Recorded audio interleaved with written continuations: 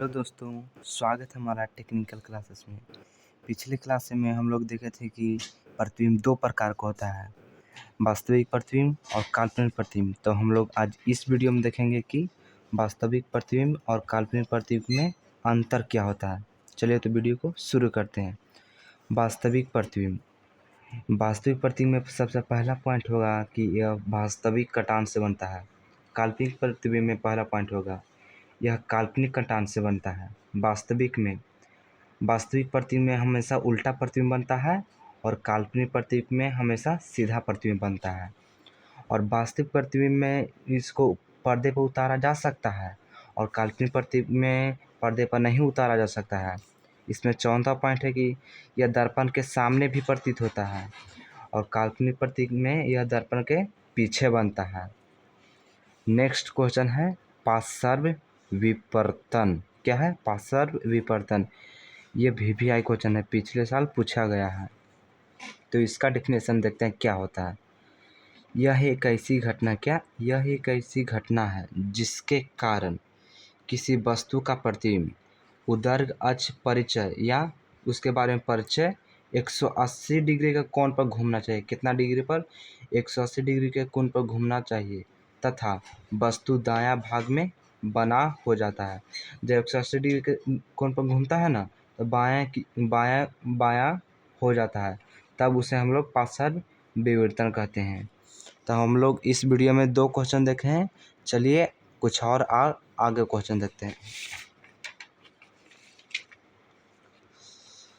तो यह है दर्पण। आज हम लोग इस वीडियो में देखेंगे कि दर्पण क्या होता है। दर्पण बोलेंगे वैसा चिकना या चमकीला सतह। क्या?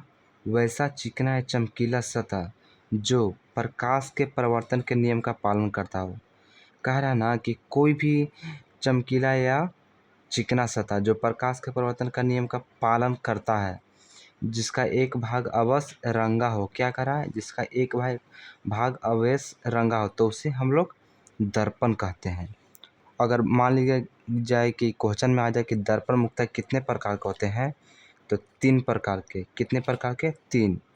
सबसे पहला समतल दर्पण, दूसरा गोलीय दर्पण, तीसरा क्या है? परवलय दर्पण।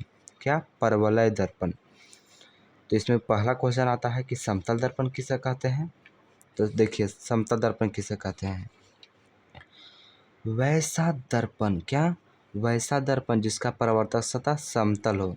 ये तो आसान भाषा में हम लोग का में कुछ और भी भाषा में भी कह सकते हैं कि सर जिसका परावर्तक सतह समतल उसे समतल दर्पण कहते हैं। इसमें एक पॉइंट है कि इसमें प्रतिबिंब सीधा बनता है और इसे काल्पनिक प्रतिबिंब कहते हैं। क्या कहते हैं? काल्पनिक प्रतिबिंब। दूसरा क्वेश्चन है गोलीय दर्पण। क्या? गोलीय दर्पण। तो गोलीय दर्पण का डेफिनेशन देख लेते हैं। ऐसा दर्पण जिसका परावर्तक सतह खोखले गोले का भाग का होता है। गोलीय से ही समझ में आ रहा है, गोलीय यानी उसका अंदर का पार्ट खोखला गोले का भाग होता है, तो उसे गोलीय दर्पण कहते हैं। अब गोलीय दर्पण भी कितने प्रकार के होते हैं? 2 प्रकार के, अवतल दर्पण, उत्तर दर्पण।